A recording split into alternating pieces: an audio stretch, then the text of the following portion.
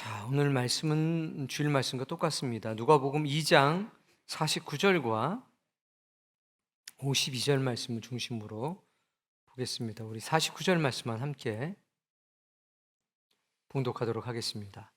예수께서 이르시되 어찌하여 나를 찾으셨나이까? 내가 내 아버지 집에 있어야 될 줄을 알지 못하셨나이까? 아멘.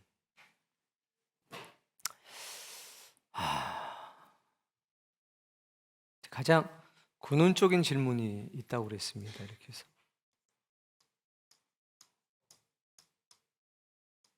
보통 우리 이렇게 많이 쓰죠. 유자는 Where are you? 그러니까 너가 어디에 있냐라고 하는 이런 물음. 이 물음은 이제 하나님께서 우리에게 던지시기도 하고 세상이 우리에게 던지는 질문이기도 합니다. 우린 하나님께서 우리에게 던지시는 질문과 세상이 우리에게 던지는 질문이 교차되는 그 지점에 서 있습니다. 그러니까 하나님도 우리에게 물어보실 거고 동시에 세상도 우리에게 물어볼 겁니다. 그러니까 세상이 우리에게 물어보는 그 물음, 너는 왜 헌신하는 자리에 있지? 너는 왜 그렇게 희생하면서 살아가지? 도대체 복음이 뭔데? 교회가 뭐길래? 하나님의 나라가 뭐길래? 너는 왜 11조를 하는 거고? 너는 왜 새벽 기도를 다니는 거지? 그런 물음을 우리는 세상으로부터 반드시 받아야 합니다. 그걸 뭐라고 얘기하냐? 구별이라고 하는 겁니다. 우린 세상으로부터 분리된 사람들이 아니라 세상과 구별된 사람들입니다. 다르다는 겁니다. 그냥 다른 게 아니라 특별한 겁니다. 구별됐을 때, 특별하게 이렇게 구별됐을 때 이 사람들을 뭐라고 그러나요? 빛과 소금이라고 하는 겁니다. 똑같으면 빛이 아니고 똑같으면 소금이 아닌 겁니다. 예수 그리스도께서는 청소년이었지만 구별됐습니다. 다른 청소년들과 구별됐다는 겁니다. 네가 왜 여기 있니? 내가 있어야 할 곳은 바로 여기입니다. 아버지의 집입니다. 아버지의 뜻입니다. 우리 그렇게 대답할 수 있어야 합니다. 과연 우리는 살아가면서 너는 왜 그렇게 열정적으로 살아가니? 너는 왜 그렇게 열심히 기도하니? 세상과 완전히 구별되는 그 특별함, 세상에 빛이 되고 세상 가운데 소금이 돼서 어둠과 구별되는, 사망과 구별되는, 나태함과 게으름과는 구별되는 그런 특별한 존재로서 세상을 살아가고 있는지 물어보셔야 합니다. 다시 말씀드립니다. 분리되는 게 아니라 구별되는 것입니다. 그걸 명심하셔야 합니다. 열정에 관한 두 가지 명언을 보도록 하겠습니다. 읽어볼까요?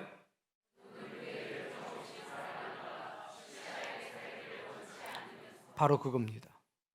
우리가 이제 구별되는 것은, 세상과 구별되는 것은 네 가지의 형태가 있습니다. 크게. 물론 다른 것도 있지만 이 네 가지 면에서 그리스도인들은, 예배자는 구별됩니다. 첫 번째는 예배입니다.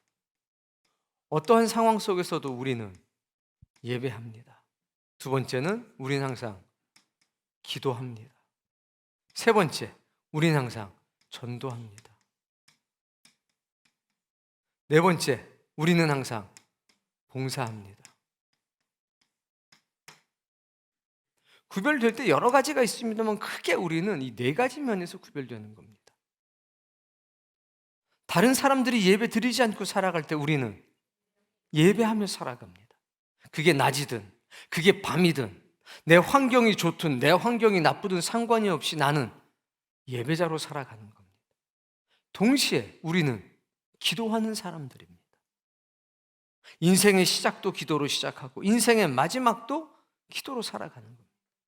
우리는 때를 얻든지 못 얻든지 전도하며 살아갑니다. 복음을 전하며 살아간다는 얘기입니다. 믿음이 있든지 믿음이 없든지 호조건이든지 악조건이든지 상관없습니다. 우리는 항상 복음을 전하며 살아갑니다. 네 번째, 우리는 봉사하며 살아갑니다. 우리는 봉사할 때 영원히 낡아지지 아니할 배낭을 만들 것이라 라고 하는 예수 그리스도의 말씀을 여기에 담고 살아갑니다. 내가 가난하든 내가 부유하든 상관이 없이 우리는 봉사하며 살아갈 겁니다. 있는 것만큼을 하는 거지 없는 것을 할 수는 없잖아요. 많이 있으면 많이 하는 거고 조금밖에 없으면 그 조금을 하는 겁니다. 우리는 어떠한 조건 속에서도 예배하는 것을 멈추지 않고 기도하는 것을 쉬지 않고 전도하는 것을 머뭇거리지 않고 봉사하는 것에 최선을 다해서 살아갑니다. 이게 구별되는 겁니다. 세상과. 그런데 이 모든 것은 뭐가 없으면 안 되냐? 열정이 없으면 안 됩니다. 열정. 열정이 없이는 할 수가 없습니다. 헌신이 없이는 할 수가 없습니다. 열정과 헌신이라고 하는 것은 빛과 소금으로 살아가는 우리들에겐 뗄래야 뗄 수 없는 것들입니다. 예수님께서 지혜가 자라나시고 키가 자라나셨답니다. 하나님과 사람에게 사랑을 받으셨답니다. 그분에게는 열정이 있었습니다. 그분에게는 헌신이 있었습니다. 예배에 대한 열정, 기도에 대한 열정, 전도에 대한 열정, 봉사에 대한 열정, 그리고 그것에 관한 헌신이 항상 그분에게는 있었습니다. 그래서 특별했던 겁니다. 오늘 우리에게 이러한 특별함이 있어야만 합니다. 다시 한번 읽어볼까요? 너는 왜 열정 없이 살아가는가? 여러분, 우리는 감히 죽을 것이 죽지 아니함을 잊게 될 것이고 썩을 것이 썩지 아니함을 잊게 될 것이고 흙으로 지음 받았지만 신에게로 돌아갈 존재라고 자부합니다. 우린 죽어도 다시 살 것이고 예수 그리스도가 이 땅에 다시 오시는 날 영원히 죽지 않는 존재가 될 것을 다 소망하고 믿고 살아가고 있습니다. 그런 우리가 시시하게 살지 않기를 원하면서 왜 열정이 사라져버리고 있을까? 생각해 보셔야 합니다. 도대체 내 열정은 왜 사라져버린 것인가? 시시하게 살고 싶지 않으면서 시시하게 살지 않는다는 것은요, 이 일들에 최선을 다하고 살아가는 겁니다. 그럼 하나님의 능력이 우리 가운데 역사하시면서 놀라운 열정의 열정이, 헌신의 헌신이 더해지면서 빛이 되고 소금이 되어 살아가는 겁니다. 예배에 대한 열정, 복음에 대한 열정, 기도에 대한 열정, 봉사에 대한 열정, 어떻게 이것을 따로 떼어놓고 생각할 수가 있겠습니까? 다음 명언. 열정은 강물과 바다를 닮았다. 얕으면 중얼거리고 깊으면 잠잠하다. 이해가 되시죠? 강물과 바다를 닮았습니다. 얕으면 공알공알공알공알공알, 깊으면 잠잠합니다. 여러분, 저는 요즘에 이 죽음이라고 하는 것이 정말 가까이 있구나라는 것을 느끼고 삽니다. 죽음은 남녀노소를 가리지 않습니다. 자, 오늘 내가 살아갈 첫 번째 날인가요?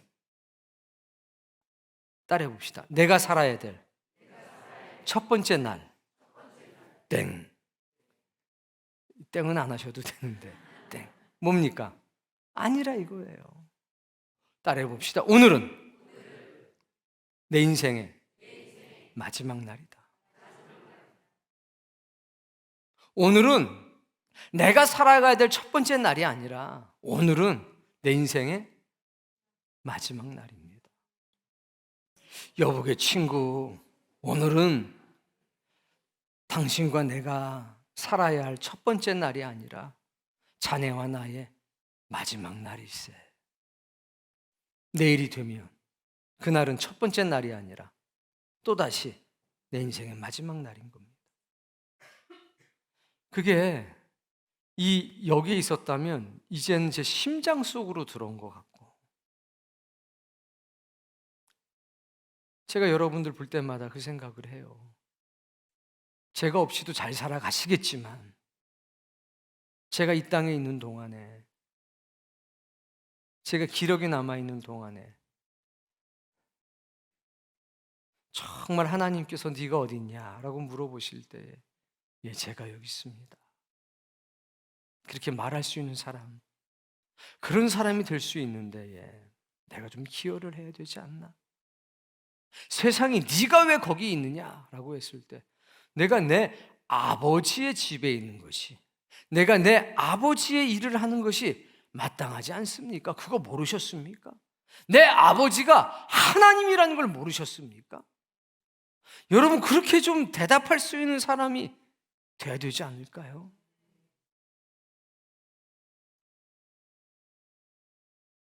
우리 아버지는 허시고요, 우리 아버지는 신시인데요, 우리 엄마도 신시고 우리 아빠도 신시예요.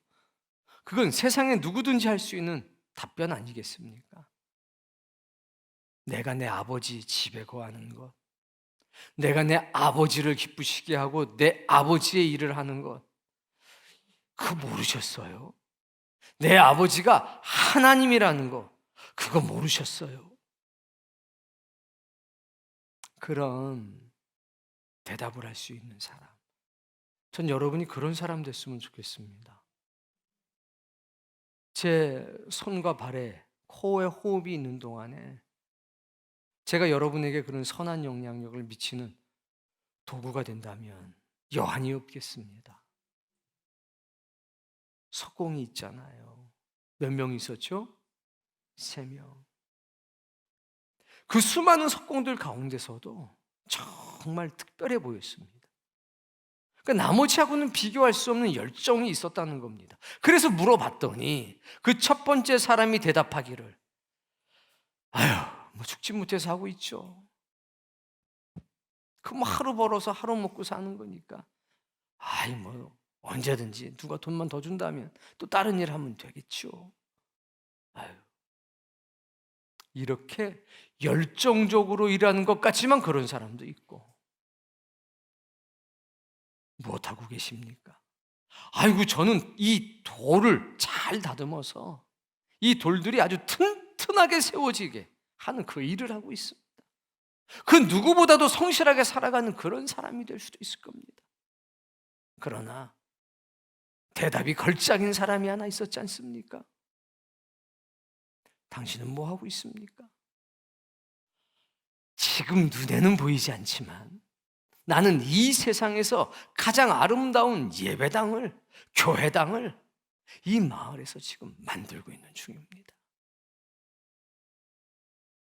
여러분, 지금 눈에는 보이지 않지만 우리는 저 하늘로 돌아가는 돌계단 하나를 쌓고 또 돌계단 하나를 쌓고 예배하면서 그 돌계단 하나를 쌓고 기도하면서 그 돌계단 하나를 쌓고 전도하고 복음을 전하면서 그 돌계단 하나를 다듬어 쌓고 봉사를 하면서 그 돌계단 하나를 쌓고 하는 그런 일을, 하늘로 돌아가는, 천성으로 돌아가는 그 돌계단을, 이 세상에서 가장 튼튼하고 아름다운 돌계단을 지금 제가 그리스도 예수의 명령을 따라서 만들어가고 있습니다.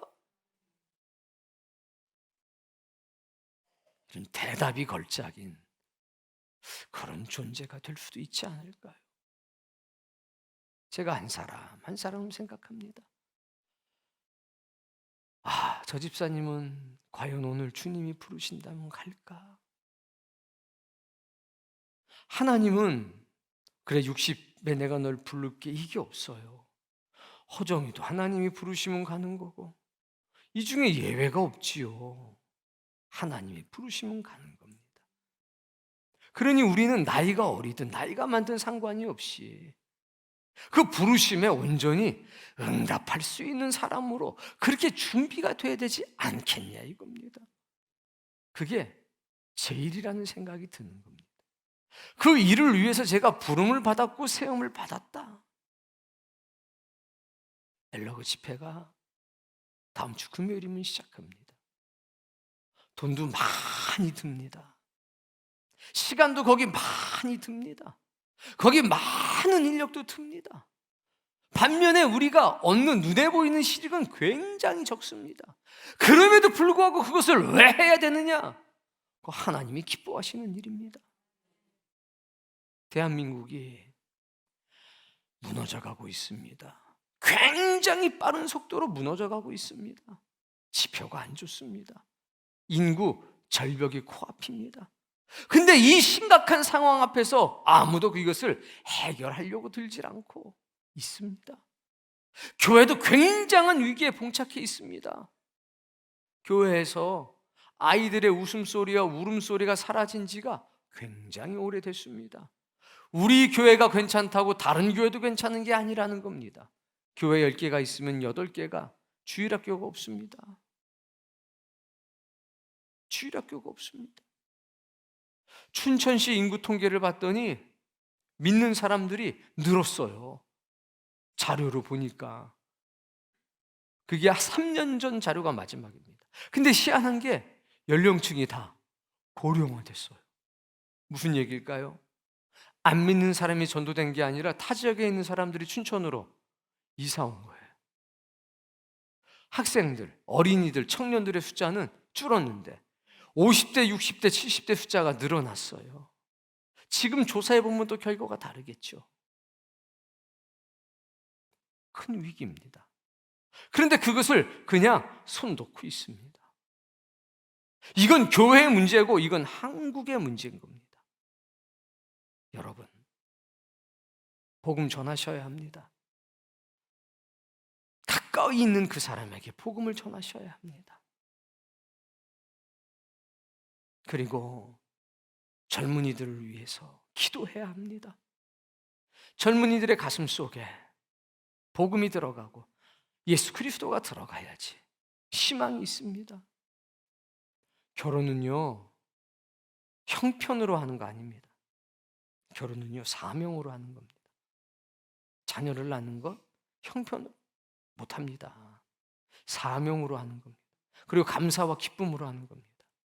여러분 그거 아셔야 돼요. 우리는 결혼이라고 하는 것을 우습게 생각하셔도 안 되고 현실의 문제라고 생각해서도 안 됩니다. 결혼은 복입니다. 하나님께서 남자와 여자를 만드시고 생육하고 번성하여 땅에 충만하라 라고 명령하셨잖아요. 복을 주시며 복입니다. 어떻게든 그걸 감당해야만 합니다. 그러면 하나님이 도우십니다. 우리의 청년들 결혼하잖아요. 힘들어도 하잖아요. 누구 믿고 하는 겁니까? 하나님 믿고 하는 거예요. 이 교회에서 결혼했던 신영후 집사 부부, 허광석 집사 부부 얼마나 힘들이 좋은지 셋, 둘씩 다 낳았어요. 일찍도 했어요. 군대에서 결혼하고. 제가 하라고 그랬어요. 하나님께서 살게 하십니다. 그리고 이 속에 들어가 있는 무언가, 그 놀라운 희망의 역사가 우리를 복되게 합니다. 그걸 우리가 살아가면서 경험하는 거예요. 그 어렵고 힘든 상황들을 벗어나면서 하나님이 우리에게 은혜를 주시고 은총을 주신다는 것을 우리가 경험하고 있다는 겁니다.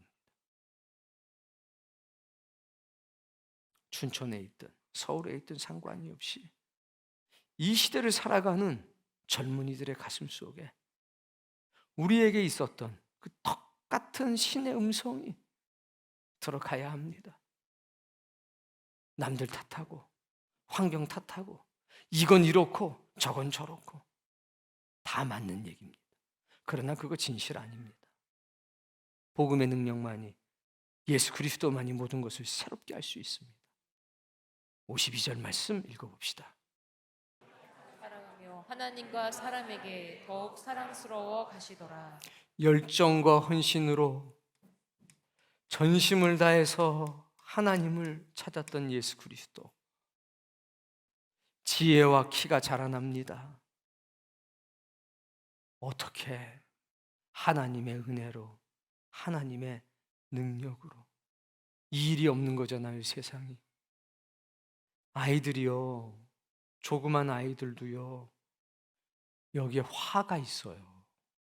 화가. 이거 무슨 어린애가. 아니요, 화가 있어요. 건들지 말아요, 애들. 화부터 내요. 우리 교회 아이들만 안 그래요.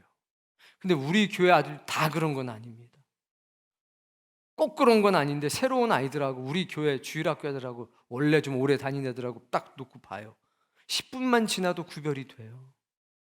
우리 교회 아이들도요, 하부로부터 한 애들하고 안 한 애들하고 질문 몇 개만 던져보면 그냥 구별이 돼요. 왜 그렇습니까? 은혜의 힘입니다. 진리의 힘입니다. 복음의 힘입니다. 헬 조선이라고 얘기를 해요. 스스로 말하기를 우리나라는 지옥이라는 겁니다. 이게 잘못됐어요. 이게 세상은요, 말하는 대로 된다고 하지 않습니까? 근데 그 말이 벌써 지옥이 돼버린 겁니다. 인식이 지옥이 된 겁니다. 우리는 따라해 봅시다. 지옥도 천국으로 만들 사람입니다. 우리는 지옥도 천국으로 만들 사람이에요. 아골골짝 빈들에도 복음 들고 가서 주의 십자가 세우고 주의 이름을 증거할 사람이라 이겁니다. 그러니까 특별한 거지. 전 대한민국을 떠날 수 있는 교회가 많았습니다. 그건 안 떠났습니다. 왜? 주님이 저를 붙잡았기 때문이죠.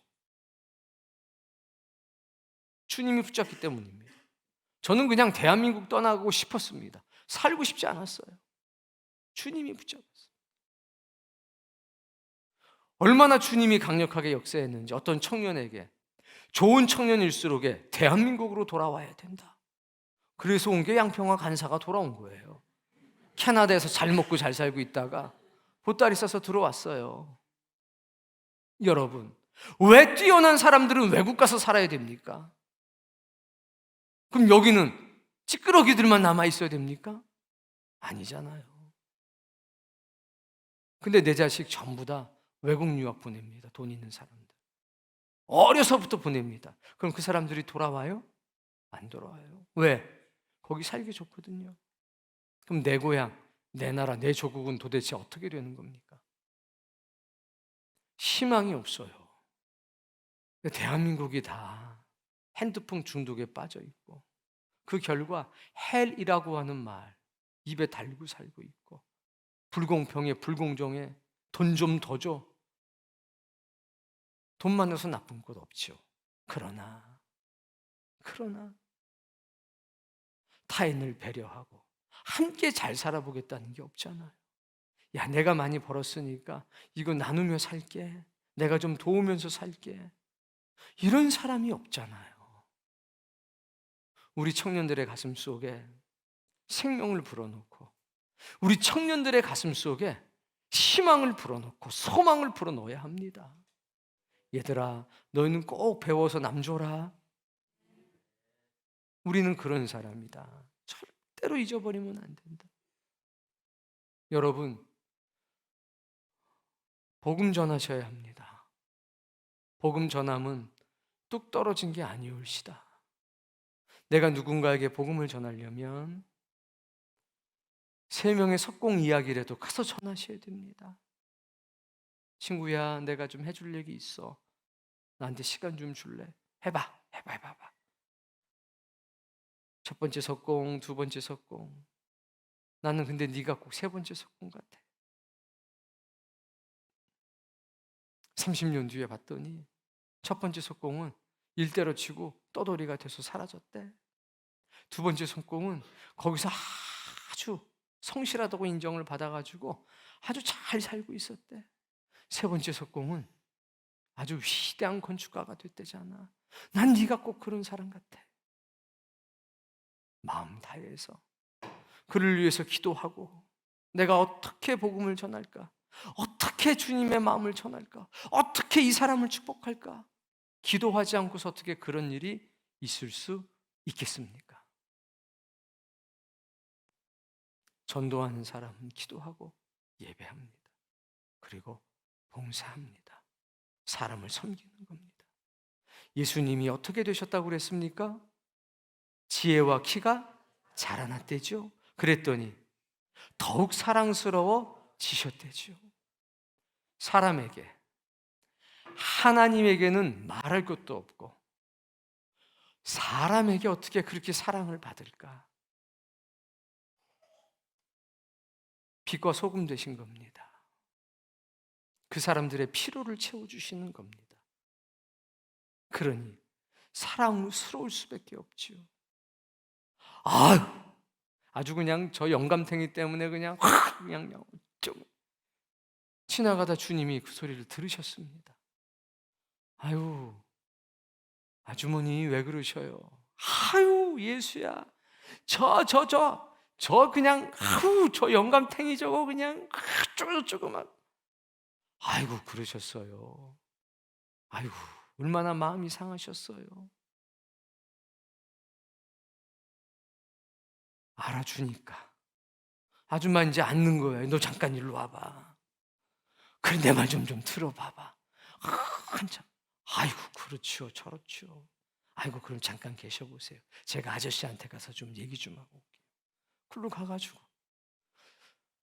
또 한참을 듣고 와가지고 아이고 저 아저씨가 그러는데 그래도 아줌마 없이는 못 살겠대요. 이쪽도 이롭게 하고 저쪽도 이롭게 하고 수학 못 푸는 애가 있으면 가가지고 얘 내가 조금 도와줄까? 영어 해석 못하는 친구가 있으면 가서 얘 내가 조금 도와줄까? 과학 못하는 친구가 있으면 얘 내가 조금 도와줘도 될까? 넌 너무 잘하는데 아이고 잠깐 실수를 한 것 같아. 아유 그래 어떤 문제 있으면 나한테 좀 찾아와봐. 예수님은 어른들 문제든 애들 문제든 그저 삶의 모범이 되셨습니다. 그렇게 예배하는 자리에 기도하는 자리에 빠지심이 없었고 섬기고 봉사하는 일에 빠지질 않으셨어요. 그냥 열정적으로 사시고 헌신적으로 살아가는 것이 그저 문제를 만드는 게 아니라 조그만 문제든 큰 문제든 그 문제에 굉장히 특별한 방법으로 해답을 제시해 주셨다는 겁니다. 상한 마음을 치유해 주셨다는 겁니다. 다른 애들은 일로 바치기 바쁜데 문제 해결한답시고 일로 바치기 바쁜데 저놈 잡아라 아주 그냥 공부 안 하고 도망가는 저 내 아들 좀 잡아주셔. 그럼 주님은 아유 어머니 제가 저 친구 잘 아는데요 마음이 안 그래요. 걱정 마세요. 제가 데려다가 이야기해 볼게요. 제가 보통 애가 아니에요. 엄마 아빠 사랑하는 치익한 마음이 있다고요. 그래가지고 공부하기 싫어서 도망가는 그 사람 데려다가 어머니 아버지에게 무릎 꿇게 하고. 누가 그렇게 하셨느냐? 주님이 그런 일 하신 겁니다. 주님이. 그러니까 사랑스러워진 거고, 어떻게 그런 일을 할 수 있냐면 하나님의 은혜가 그렇게 만드신 것 아니겠습니까? 엘로그 집회는 그런 일을 위해서 하는 겁니다. 우리 모두가 도구가 되셔야 합니다. 복음을 전할 때 내가 복받습니다. 복음 전하기 위해서 내가 기도하고 내가 예배하고 내가 섬기게 되기 때문에 내 영혼에 유익한 겁니다. 점점 뭐가 자라나느냐? 지혜가 자라납니다. 점점 하나님께 점점 더 사랑스러워지고 사람들에게 점점 더 소중한 존재가 됩니다. 그것들을 경험하시기 바랍니다. 다 그런 존재가 되고 싶지 않나요? 52절. 예수는 지혜와 키가 자라나며 이 예수는 거기다 자기 이름 넣어서 한번 해보세요. 시작.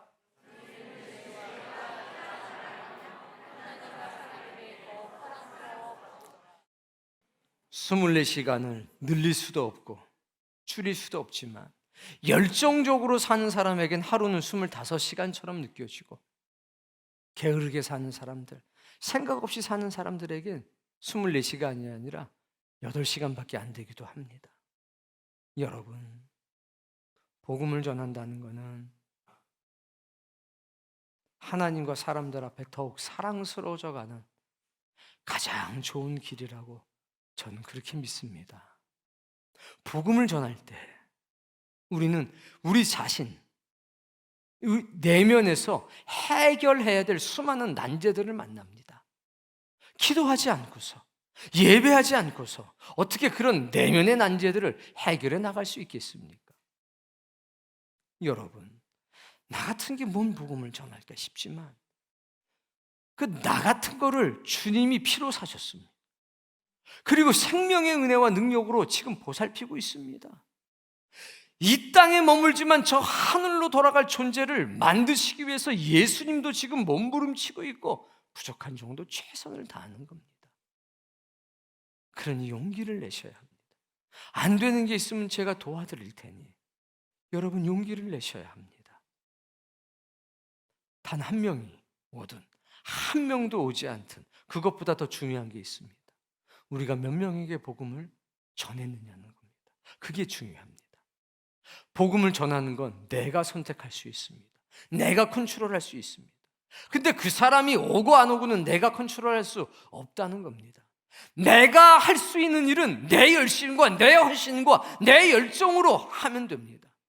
그리고 내가 컨트롤할 수 없는 부분은 누구에게 맡기면 됩니까? 하나님께 맡기고 때를 기다리면 되는 겁니다. 우리 모두가 최선을 다해서 1000명에게 2000명에게 복음을 전했음에도 불구하고 한 명도 돌아오지 않을 수 있습니다. 그래도 하나님 기뻐하시고 즐거워하실 겁니다. 그런데 우리가 한 2~3명에게만 복음을 전하고 이 자리에 우연치 않게 200명, 300명이 꽉 들어차도 하나님 눈물 흘리실 겁니다. 그러니 우리 조금을 용기 내길 바랍니다. 하나님께 더 사랑스러워져 가는 존재 되시고 사람들에게도 더 소중한 존재, 더 귀중한 존재가 되시기를 바랍니다. 자, 이제 옆에 분들하고 이야기 한번 해보세요. 뭐라고 이야기하냐? 아, 나는 요것 좀 해주셔야 되겠네. 내가 전도회는 5단계가 있습니다. 첫 번째, 전함. 그냥 전하면 그걸로도 충분한 겁니다. 그게 1단계예요. 2단계는요? 네? 믿게 하는 거죠. 3단계는요? 교회에 등록시키는 거죠. 4단계는요? 양육시키는 겁니다. 5단계는요? 재생산시키는 겁니다. 아기 낳는 거예요. 나랑 똑같은 내 새끼 낳는 거죠. 전도자는 이렇게 5단계가 있습니다. 전하기만 해도 전도자입니다. 여러분에게 묻습니다. 여러분은 전도자이십니까? 아유, 전 아니에요. 그러면 안 됩니다. 여러분은 적어도 1단계 뭐 하는 사람? 전하는 복음 전도자가 되셔야 합니다. 전하기만 해도 복입니다. 전하고 믿게 하면 더 복이죠. 전하고 믿고 등록까지 시키면 더 복이죠. 심지어는 양육시켜서 세례까지 받게 해요. 그러면 더 제곱, 더 세제곱이죠. 재생산까지 하면 뭐 표현할 수가 없는 거죠. 여러분 스스로가 누구라고 생각하는지 정해보시고, 자, 여러분이 주변에 하루의 문제가 아니라 복음을 전해야 될 대상이 한 10명 넘는 사람 한번 손 한번 들어보세요. 나는 복음을 전해줘야 될 사람 10명도 넘어요. 내려보세요. 10명 안 되는 사람 손 들어봐요. 인생은 잘못 사셨어요. 데리고 오라는 게 아니라 제가 데리고 오라고 그랬어요? 복음을 전해줄 사람, 이 3명의 석공의 얘기를 전해줄 사람이 여러분 10명도 없으면요, 여러분은 돗자리 딱 깔고 들어 누셔야 돼요. 그리고 주여 나를 이 죄악에서 건져주시고 이렇게 기도하셔야 돼요. 하다못해 길 가는 누구라도 붙들고서 얘기하시고, 요새 카톡에 보면요 막 다 떠요. 카톡에 20명 아래로 있는 사람 손들어 보세요. 그럼 카톡에 있는 사람은 누구든지 아는 사람일 거 아니에요. 그럼 그 사람한테 얘기하세요.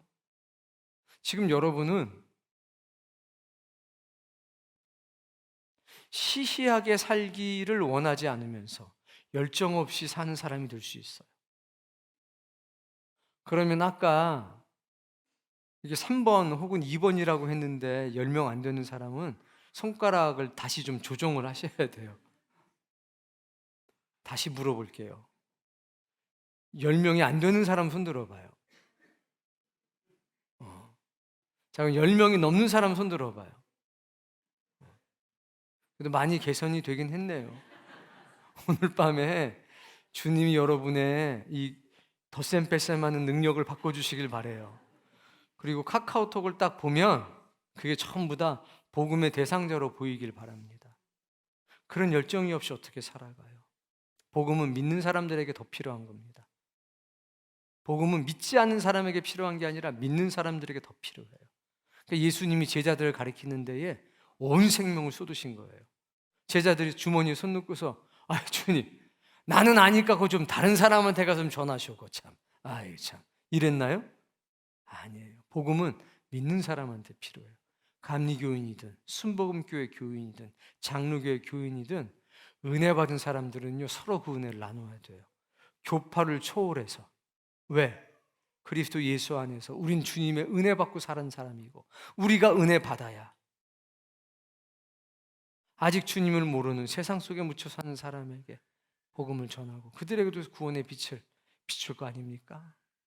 여러분, 남은 이 한 10일 정도 되는 기간인데요, 마음을 다하시고 생명을 다하시기 바랍니다. 지난번에 왔던 반드시 오셔야 될 거예요. 뿐만 아니라 못 왔던 사람들, 여러분 오고 안 오고의 문제가 아닙니다. 복음을 전하세요. 기도하시고 그 석공의 이야기라도 전해주세요. 그리고 복 주세요. 나는 네가 지혜가 자라나고 하나님과 사랑하게 점점 더 사랑스러워져가는 가족들에게 더 인정받고 러블리한 존재가 되기를 나는 원해. 너는 충분히 그럴 수가 있을 것 같아. 에이, 뭐 죽지 못해서 학교 나오는 거지 뭐 그냥 아이고 뭐 공부가 뭐다냐. 아유 그냥 가면 어쨌든 잠자고 뭐 그래야지 뭐. 깨우지 마셔. 내 인권이 있으니까. 이러고 있는 애라고 그래도 여러분은 그 어린아이에게 그 친구들에게 복음을 전하셔야 됩니다. 다른 게 복음이 아니에요. 에휴 죽지 못해서 이 일하고 있죠. 아유 뭐 하루 벌어서 하루 먹고 사는데요. 이런 마인드에 갇혀 살면 인생 떠돌이 인생 될 수밖에 없습니다. 그러나 적어도 나는 이 돌을 아주 깨끗하게 다듬어서 튼튼하게 세우는 일하고 있습니다. 적어도 이런 사람 나아가서 지금 눈에는 보이지 않지만 이 세상에서 가장 아름다운 예배당을 이 마을에 내가 지금 건축하고 있는 중이요. 내 친구가 그런 사람이 되면 얼마나 좋을까요? 나 때문에 누군가가 그런 소망을 가지고 살 수 있게 된다면 얼마나 멋진 일일까요? 내가 100명에게 1000명에게 10,000명에게 오늘뿐만이 아니라 내 인생의 모든 마지막 날의 순간들마다 그 복음을 전하고 그 간절함을 담고 산다면 얼마나 이 세상은 달라질 수 있을까요? 내 인생이 얼마나 복되어질 수 있을까요? 여러분 모두가 그런 놀라운 복을 누리기 바랍니다. 그리고 이 중에는 저보다 먼저 주님 만나볼 사람도 있지만 저보다 나중에 주님을 만나볼 사람도 있을 겁니다. 제가 주님 앞에 섰을 때에 예수님께서 아이고 윤 목사야 아무개 보니까 너 참했었다. 사람 됐더라. 하나님 백성 됐더라. 우리 가족 됐더라. 이렇게 주님께서 저를 칭찬하실 수 있는 사람이 있기를 바랍니다. 이때 좀 많기를 바랍니다. 그래서 제가 여러분 생각하면 눈물이 그냥 쫙 나고 아이고 조마조마했는데 주님이 알아주시네. 저를 알아주신다는 게 아니라 여러분을 알아주시는 거. 그런 날이 다가오고 있습니다. 그리고 그런 은혜의 역사가 우리 가운데 있습니다. 이걸 꼭 기억하시고 특별한 삶을 살아가는 시시한 존재가 아니라 사랑스러워져가는 그런 믿음의 사람이 다 되시기를 주님의 이름으로 축복합니다.